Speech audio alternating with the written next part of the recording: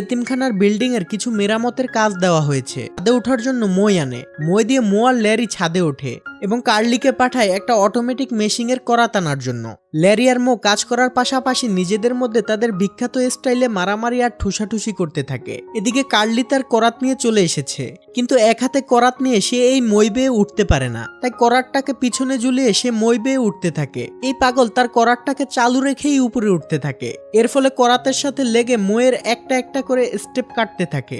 উপরে উঠে তারা একসাথে কাজ করে আর মাঝে মাঝে তাদের নিজস্ব স্টাইলে মারামারি করাচ্ছে। তারা মনে করে উকিল বেটা হয়তো সিস্টারদের সাথে বদমাইশি করছে, তাই তারা তিনজন মিলে তাকে অস্থির লেভেলের ধুলাই করে। তাদের মারামারি আবার যেমন তেমন মারামারি না, তারা একটু স্টাইলে মারতে ভালোবাসে। যেমন তারা এই ভদ্রলোকের শার্ট উঁচু করে তার বগলের লোম টেনে ছিঁড়ে ফেলে। ভাই রে ভাই, এই কাহিনী যদি আপনি মুভিতে দেখতে পারতেন তাহলে আমি নিশ্চিত এই মায়ের দেখে আপনি 5 মিনিট হাসতেন। যাই হোক, তখন মাদার সুপেরিয়র এসে তাদের থামিয়ে দেয়। এরপর থেকে নিচে নামতে থাকে এই তিনজনকে দিয়ে খুন করানোর জন্য। এদিকে ল্যারির রাস্তার পাশে একটা মেকানিক্যাল ধনুক দেখতে পেয়ে সেটাকে চেক করার জন্য একটি তীর আকাশে মেরে দেয়। কিছুক্ষণ রাস্তা এভাবে ঘোরাঘুরি করার পর কোনো কাজ না পেয়ে নিজেরা নিজেদের স্টাইলে মারামারি শুরু করে দেয়। তখন লিডিয়া আর ম্যাক তাদের সামনে গাড়ি নিয়ে আসে। লিডিয়া তাদেরকে বলে যদি তারা তাদের একটা কাজ করে দেয় তাহলে সে তাদের $8,30,000 দেবে। এই কথা শুনে তারা খুব আগ্রহ নিয়ে কাজটা কি সেটা জানতে চায়। লিডিয়া বলে তাদেরকে তার স্বামীকে খুন করতে হবে। এই কথা শুনে তারা ঘাবড়ে যায় এবং তাকে মানা করে দেয়। তখনই লিডিয়া বলে তার স্বামী একটা অসুখে আক্রান্ত,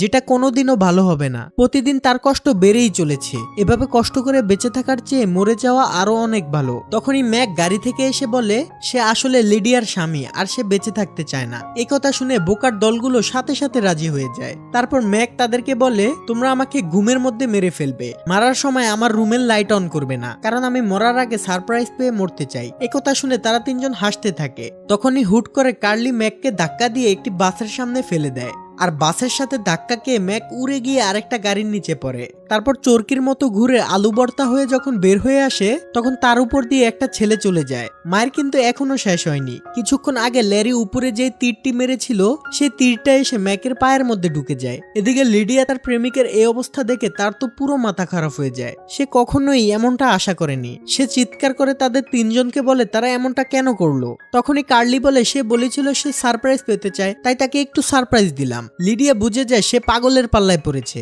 তাই তাদের থেকে বাঁচার জন্য সে তাড়াতাড়ি গাড়ি নিয়ে চলে যায়। কিন্তু এরা কি আর সহজে পিছু ছাড়ার পাত্র? এতিমখানার সকল সিস্টাররা তাদের 25 বছরেও মানুষ করতে পারলো না। যাই হোক, তারা লিডিয়ার গাড়ির পেছনে ধরে স্লাইড করে তার সাথে তার বাড়িতে চলে আসে। লিডিয়া গাড়ি থেকে নেমে তাদের দেখে ভ্যাবাচ্যাকা খেয়ে যায় আর বলে তারা এখানে কেন এসেছে।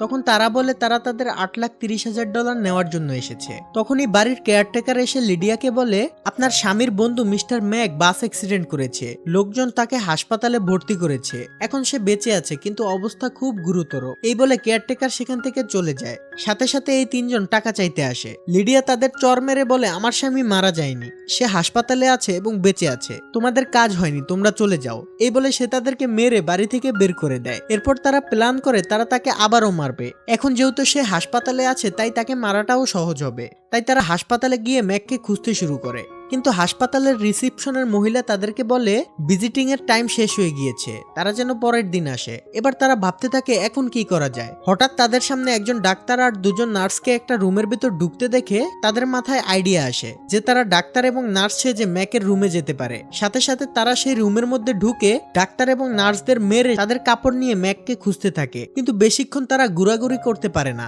কারণ রিসিপশনের সেই মহিলাটা তাদের দেখতেই চিনে ফেলে আর তাকে দেখে তারা তিনজনও পালাতে থাকে। তারা দৌড়ে গিয়ে একটা বাচ্চা রাখার রুমে ঢুকে পড়ে। সেখানে একজন নার্স তাদেরকেও নার্স মনে করে বাচ্চাদের ডাইপার গুলো চেঞ্জ করতে বলে। তিন গাদা ডাইপার চেঞ্জ করতে গিয়ে কি কাণ্ডটাই না ঘটাইছে। আর বাচ্চাগুলোও ছিল এক একটা বদের হাড্ডি। এরা শিশু করে বেচারা কার্লিকে রীতিমতো গোসল করিয়ে ফেলে। এভাবে কথায় কথায় তারা তিনজন আবারও মারামারি শুরু করে দেয়। কিন্তু এইবার তাদের মারামারির অস্ত্র হচ্ছে বাচ্চাদের শিশু। তারা বাচ্চাদের কোলে নিয়ে বন্দুকের মতো তাদের ব্যবহার করে আর একজন আরেকজনের দিকে শিশু বোমা নিক্ষেপ করতে থাকে। ঠিক তখনই ওই নার্সটা চলে আসে আর তারা তাকে দেখে তার দিকে ডাইপার গুলো মেরে সেখান থেকে পালিয়ে যায়। কিছুক্ষণ পর তারা সৌভাগ্যবশত ম্যাকের রুমটা খুঁজে পায় আর ভিতরে যেন কেউ না আসতে পারে তাই মো একটা আস্ত প্লাস্টার করা মানুষকে দরজার সামনে এনে রেখে দেয়। যায়। বেচারার এমনিতেই ভিতরে হাড়গোড় ভাঙা, তার ভিতরে বোকাগুলো তাকে খুঁটি হিসাবে ব্যবহার করেছে। এদিকে ম্যাক এই তিনজনকে দেখেই বুঝতে পারে আজ তার রক্ষা নেই, তার কপালে এবার মরণ নিশ্চিত। আসলে এখানে কাহিনীটা হয়েছে, লিডিয়া যখন টেডিকে মারার কথা বলে তখন তারা তিনজন রাজি হয় না, তাই ম্যাক তাদের বুঝাতে চেয়েছে সে নিজেই টেডি, তাই তারা যেন তাকে ঘুমের মধ্যে মেরে ফেলে, কারণ তারাও অন্য কাউকে মারতে চায় না। আর লিডিয়া আর ম্যাকও তাদেরকে সরাসরি টেডিকে মারতে বলে না, তাই যাকে মারার কথা সে নিজেই যদি এসে বলে আমাকে মেরে ফেলো, তাও আবার ঘুমের মধ্যে লাইট অফ করে, তাই তারা রাজি হয়ে যায়। কারণ অন্ধকারে ঘুমের মধ্যে ম্যাকের বদলে থাকবে টেডি, আর তারা তিনজন টেডিকে মেরে ফেলবে, ফলে লিডিয়া আর ম্যাকের কাজ সম্পূর্ণ হবে। কিন্তু গাদাগুলো ম্যাকের প্ল্যান সাজানোর আগেই তাকে নাস্তানাবুদ করে ফেলে। যাই হোক, সে তাদের দেখে প্লাস্টারের ভিতরে লুকানোর চেষ্টা করে, কিন্তু এরা তিনজন এটা বুঝে ফেলে। তখন মো কার্লির কাছ থেকে একটা ছোট ডাইনামাইট জ্বালিয়ে সেটাকে প্লাস্টারের ভিতরে ঢুকিয়ে দেয়, আর যথারীতি সেই লেভেলের একটা ব্লাস্ট হয়, মানে ম্যাকের 12টা বেজে যায়। বেচারা ম্যাক পোড়া চেহারা নিয়ে নার্স নার্স বলে চিৎকার করতে থাকে। ম্যাক এখনো মরে নাই দেখে মো তাকে বালিশ চাপা দিয়ে মারতে থাকে, কিন্তু ম্যাক বলে তাকে আর মারার দরকার নেই, কারণ তার অসুখটা ভালো হয়ে গেছে। ঠিক তখনই দরজায় কেউ একজন নক করতে থাকে, আর দেখা যায় রিসেপশনের সেই মহিলাটা দুজন পুলিশ নিয়ে তাদের তিনজনকে ধরতে এসেছে। তৎক্ষণাৎ তারা তিনজন লুকানোর ভং ধরে থাকে, কিন্তু বেশিক্ষণ তারা লুকিয়ে থাকতে পারে না, রিসেপশনের মহিলাটা তাদের দেখে ফেলে। সাথে সাথে তারা তিনজন সেখান থেকে দৌড়ে পালাতে থাকে, আর পুলিশও তাদের ধাওয়া করতে থাকে। তারা তিনজন একটি রুমের ভিতর ঢুকে পুলিশকে শায়েস্তা করার জন্য ফাঁদ পাতে, আর সেই ফাঁদে পরে পুলিশ পুরো অজ্ঞান হয়ে যায়। এটা দেখে তারা পুলিশের জ্ঞান ফেরানোর জন্য গরম ইস্ত্রি দিয়ে তাকে ইলেকট্রিক শর্ট দেওয়ার চেষ্টা করে, আর ইস্ত্রির ছেঁকা খেয়ে পুলিশটির বুক একদম পুরো ছারখার হয়ে যায়। সে রোবটের মতো উঠে চিৎকার করতে শুরু করে। তারা তিনজন সেখান থেকে আবারও পালিয়ে যায়। শেষমেশ তারা হাসপাতালের ছাদে পৌঁছায়। তখন তারা দেখে ছাদ থেকে পালানোর আর কোনো রাস্তা নেই, তাই তারা এদিক সেদিক তাকিয়ে একটি পাইপ দেখতে পায়, আর সেই পাইপ নিয়ে তারা তিনজন ছাদ থেকে লাফ দেয়। তাদের ভারের কারণে পাইপটি ছিঁড়ে যায়, কিন্তু সৌভাগ্যবশত তারা বেঁচে যায়। তারা তিনজন গিয়ে পড়ে টেডির মাথার উপরে। টেডিকে তারা চিনতে না পারলেও কিন্তু টেডি তাদেরকে দেখতেই চিনে ফেলে। কিন্তু গাদাগুলো বলে টেডি এত বড় হলো কিভাবে, টেডি তো ছিল একদম ছোট। আরে ভাই 25 বছর হয়ে গেল, তোরা বড় হয়েছিস, টেডি কি ছোট থাকবে নাকি? টেডি তখন তাদের ছোটবেলার একটি ছবি দেখালে তারা বিশ্বাস করে। এরপর তাদের ভিতরে কিছু কথাবার্তা হওয়ার পর টেডি একটি মোবাইল বের করে বলে এটি আইফোন। তখন কার্লি চোখের সামনে মোবাইলটি নিয়ে হ্যালো হ্যালো করে, মানে এই গাদা মনে করেছিল আইফোন মানে চোখের ফোন।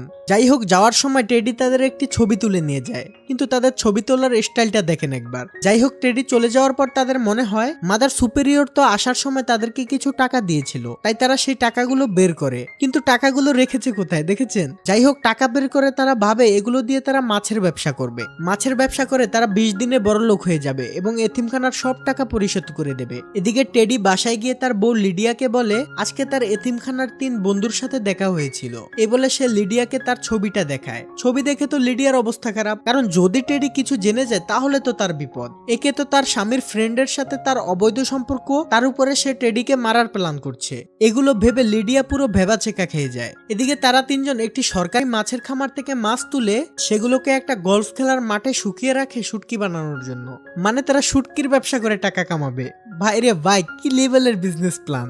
যাই হোক, কিছুক্ষণ পর মাঠে গলফ খেলার প্লেয়াররা আসে। তারা তাদেরকে মাছ নিয়ে তাদের মাঠ ছেড়ে চলে যেতে বলে, কিন্তু তারা যেতে না চাইলে সেখানে পুলিশ চলে আসে। পুলিশও আবার কোনো যেনতেন পুলিশ না, হাসপাতালে যে পুলিশটাকে ইস্ত্রি দিয়ে গরম ছেঁকা দিয়েছে সেই পুলিশটাই আবার তাদেরকে ধরতে এসেছে। কিন্তু এই 3 বিচ্ছুকে ধরা কি এত সহজ? তারা আবারও পুলিশের 12টা বাজিয়ে দেয়। এরপর সেখান থেকে পালিয়ে তারা একটি গলিতে ঢুকে পড়ে। গলির ভিতরে একটি দরজা দেখতে পেয়ে কার্লির শক্ত মাথা ব্যবহার করে সেই দরজাটি ভেঙে ভিতরে ঢুকে পড়ে। ভিতরে গিয়ে দেখে সেখানে কিছুই নেই, শুধুমাত্র কিছু লাইট জ্বলে আছে। তারা আবারও তাদের নিজস্ব স্টাইলে মারামারি শুরু করে দেয়। তাদের এই মারামারি বাইরে থেকে দেখতে খুবই কিউট আর হাস্যকর লাগে, তাই না? ঠিক তখনই ল্যারি বলে ওঠে ছোটবেলায় যদি মো চলে যেত তাহলেই ভালো হতো। মই সকল সমস্যার কারণ, মোয়ের কারণেই তাদের দুজনকেও অন্য কোনো পরিবার দত্তক নেয়নি। এটা শুনে মো খুব কষ্ট পায়। সে তাদেরকে কিছু কড়া কথা বলে সেখান থেকে চলে যেতে বলে। তখনই কার্লি আর ল্যারিও মন খারাপ করে সেখান থেকে চলে যায়, আর মো মাথা নিচু করে দাঁড়িয়ে থাকে। ঠিক তখনই রুমের সব লাইটগুলো জ্বলে ওঠে। সেখানে দেখা যায় এতক্ষণ সে একটি স্টেজের উপরে দাঁড়িয়ে ছিল, আর তার সামনে ক্যামেরা নিয়ে পুরো একটি সিনেমার টিম বসে আছে। ডিরেক্টর উঠে এসে বলে সে তার রিয়েলিটি টিভি শোর জন্য এমন কাউকেই খুঁজছে। মোকে তাদের অনেক ভালো লেগেছে, তারা মোকে দিয়ে সিনেমা তৈরি করাতে চায়, আর মো তো এটা শুনে অনেক খুশি। যাই হোক, এদিকে দেখা যায় ল্যারি আর কার্লি একটি চিড়িয়াখানায় ঘুরে বেড়াচ্ছে। সেই চিড়িয়াখানায় আবার ম্যাক আর লিডিয়া তাদেরকে বন্দুক নিয়ে মারতে এসেছিল, কারণ তারা থাকলে তারা যে কোনো সময় টেডির কাছে ধরা পড়ে যেতে পারে, কারণ তারা ওরা টেডির ছোটবেলার বন্ধু। তারা প্ল্যান করে চিড়িয়াখানার পিছনের দেওয়াল টপকে চুপি চুপি ল্যারি আর কার্লিকে গুলি করে চলে আসবে। এদিকে ল্যারি আর কার্লি চিড়িয়াখানার ভিতরে খুব আনন্দ করতে থাকে। ম্যাক চিড়িয়াখানার পেছন দিয়ে বন্দুক নিয়ে লিডিয়ার নাকে মুখে পা দিয়ে কোনো রকমে দেওয়াল টপকে চিড়িয়াখানার ভিতরে প্রবেশ করে, কিন্তু তার কপাল এতটাই খারাপ, মানে কি আর বলবো। সে দেওয়াল টপকে সিংহের খাঁচার ভিতর প্রবেশ করে, কিন্তু তার ভাগ্য ভালো সিংহটা শিকলের সাথে বাঁধা ছিল। এটা দেখে সে সিংহটাকে নিয়ে মজা করতে শুরু করে। এদিকে ল্যারি আবার একটি ডলফিনকে বাঁচানোর চেষ্টা করছে, কারণ ডলফিনের নাকের ভিতরে একটা বাদাম ঢুকে গিয়েছিল। তাই ল্যারি ডলফিনটাকে জড়িয়ে ধরে জোরে জোরে চাপ দেয়, যার ফলে বাদামটা উড়ে গিয়ে একদম সিংহের জায়গা মতো লাগে। সিংহ তো রেগে আগুন, তাই সে শিকল ছিঁড়ে ম্যাককে ধাওয়া করে। যাই হোক, সেদিন রাতের বেলা টেডি লিডিয়ার সাথে বসে টিভি দেখছিল। তখনই হঠাৎ তারা মোকে টিভিতে দেখতে পায়। মো একটা বিখ্যাত টিভি রিয়েলিটি শোতে অংশ নিয়েছে। মোকে দেখে টেডি তো খুব খুশি। এদিকে ল্যারি আর কার্লি মোকে খুব মিস করছে। তারা ভেবেছে মো হয়তো হারিয়ে গিয়েছে, তাই তারা কাগজে লিফলেট বানিয়ে মোর হারিয়ে যাওয়ার কথা প্রচার করতে থাকে। কোথাও মোর কোনো খবর খুঁজে না পেয়ে তারা ভাবে মো হয়তো এতিমখানায় ফিরে গিয়েছে, তাই তারাও এতিমখানায় ফিরে আসে। সেখানে সিস্টাররা তাদের বলে মো টিভি শোতে কাজ করছে।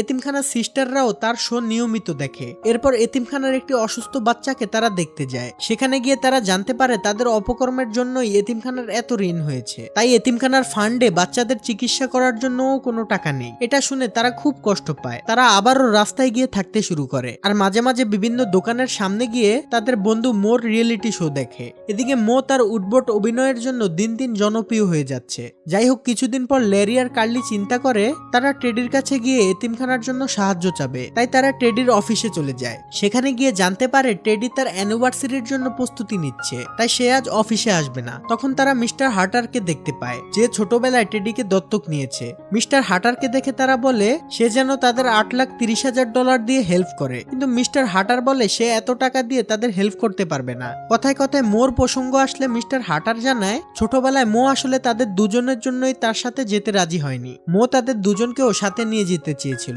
এটা শুনে তারা দুজন খুব কষ্ট পায় এবং অনেক ইমোশনাল হয়ে যায়। সেদিন অজান্তেই তারা মোকে কি না কি বলে ফেলেছে। ঠিক তখনই তারা অফিসে টেডির পাশে লিডিয়ার ছবি দেখতে পায়। সাথে টেডির বন্ধু ম্যাক আর টেডির বাবা মিস্টার হার্টার ছিল।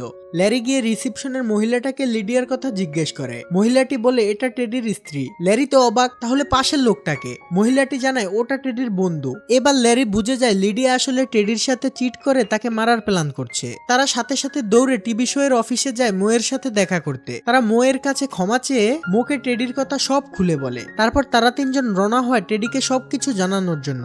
এদিকে লিডিয়া আর টেডির অ্যানিভার্সারির অনুষ্ঠান চলছে। অনুষ্ঠানে ম্যাক আর লিডিয়া আবারও টেডিকে মারার প্ল্যান করতে থাকে। দুর্ভাগা ম্যাক সিংহের থাবা খেয়ে মুখের কি অবস্থাটা নেই হয়েছে। যাই হোক, এদিকে তারা তিনজন একটা রাজকীয় কুকুরের গাড়িতে করে অনুষ্ঠানে পৌঁছায় এবং সফলভাবে তারা গার্ডের উপরে ল্যান্ড করে। ভাই, এদের কাহিনীগুলো সত্যি হাসার মতো, মানে সব জায়গায় একাম। যাই হোক, গার্ড তাদের ভিতরে ঢুকতে দেয় না, তাই তারা বেলুন আলা সেজে অন্য গেট দিয়ে ভিতরে ঢুকে। আর সবগুলো বেলুন কার্লির হাতে ধরিয়ে দিয়ে মো আর ল্যারি টেডিকে খুঁজতে চলে যায়। কিন্তু এই গাদা সবগুলো বেলুন একটা বাচ্চার হাতে ধরিয়ে দিয়ে সে নিজেও টেডিকে খুঁজতে চলে যায়। ফলে বাচ্চাটা বেলুনের সাথে আকাশে উড়ে যেতে শুরু করে। এদিকে ল্যারি আর কার্লি টেডিকে না খুঁজে খাওয়া দাওয়া নিয়ে ব্যস্ত হয়ে পড়ে, যেটা দেখে মো বিরক্ত হয়ে তাদের সাথে মারামারি শুরু করে দেয়। মো কার্লিকে একটা অ্যাকুরিয়ামের মধ্যে চুবিয়ে ধরে, ফলে তার মুখে একটা বড় লবস্টার আটকে যায়। এটা দেখে ল্যারি হাসলে মো লবস্টারটাকে ল্যারির জায়গা মতো ঢুকিয়ে দেয়। ল্যারি দ্রুত সেটাকে বের করে উপরে ছুঁড়ে মারে, আর সেটা গিয়ে পড়ে লিডিয়ার মুখে। লিডিয়া তাদেরকে দেখার সাথে সাথেই ম্যাককে জানায়। তখনই অনুষ্ঠানের সবাই খেয়াল করে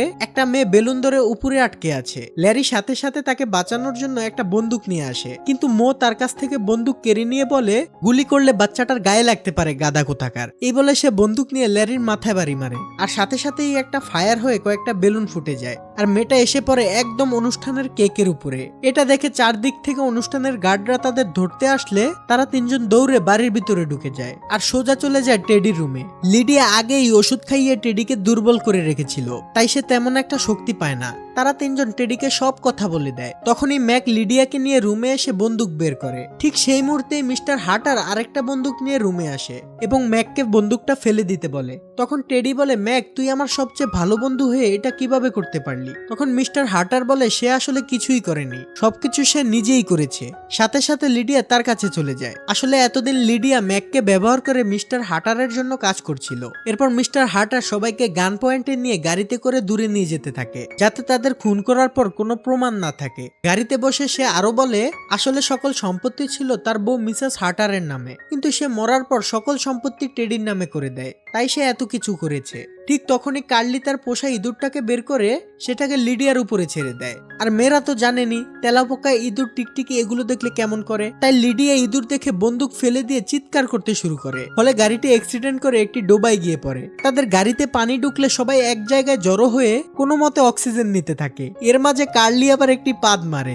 এমনিতেই বাঁচার মতো অক্সিজেন নাই, তার উপরে আবার পাদের গন্ধে তাদের সবার অবস্থা খারাপ। যাই হোক, তখন হঠাৎ কার্লির মনে পড়ে তার কাছে তো সবসময় ডাইনামাইট থাকে। তখন সে একটি ডাইনামাইট ব্লাস্ট করে গাড়ি থেকে বের হয়ে আসে। এরপর সেখানে পুলিশ আসে এবং সকল অপরাধীকে ধরে নিয়ে যায়। তবে গল্প কিন্তু এখনো শেষ হয়নি। তারা তিনজন টেডির কাছে এতিমখানা বাঁচানোর জন্য $8,30,000 চায়, কিন্তু টেডি বলে তাদের অন্য কিছু চাওয়ার জন্য, কারণ এতিমখানা সিস্টাররা তাকে একটি খারাপ বাবার হাতে তুলে দিয়েছে, তাই সে কিছুতেই এতিমখানাকে সাহায্য করতে চায় না। হতাশ হয়ে তারা তিনজন এতিমখানায় ফিরে আসে এবং দেখে সবকিছু তালা মারা। তারা কিছুক্ষণ মন খারাপ করে দাঁড়িয়ে থাকে। ঠিক তখনই পাশ থেকে তারা বাচ্চাদের শব্দ শুনতে পায়। সেখানে গিয়ে দেখে এতিমখানার সকল বাচ্চারা একটি পার্কের মধ্যে আনন্দ করছে, আর সেখানে অনেক সুন্দর একটি এতিমখানাও তৈরি হয়েছে, আর সিস্টাররাও চিল করছে। তারা তো এসব দেখে অবাক যে আসলে হচ্ছেটা কি। এরপর তারা এগিয়ে এসে জানতে পারে এই সবকিছু হয়েছে মোয়ের টিভি রিয়েলিটি শো এর টাকা দিয়ে। রিয়েলিটি শো এর ডিরেক্টর মোয়ের টাকা দিয়ে এই এতিমখানাটি বানিয়ে দিয়েছে।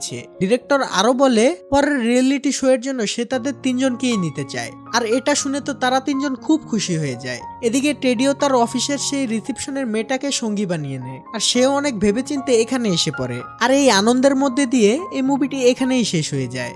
তো গল্পটি ভালো লাগলে একটি লাইক করতে পারেন এবং কমেন্টে নিজের মতামতটা জানিয়ে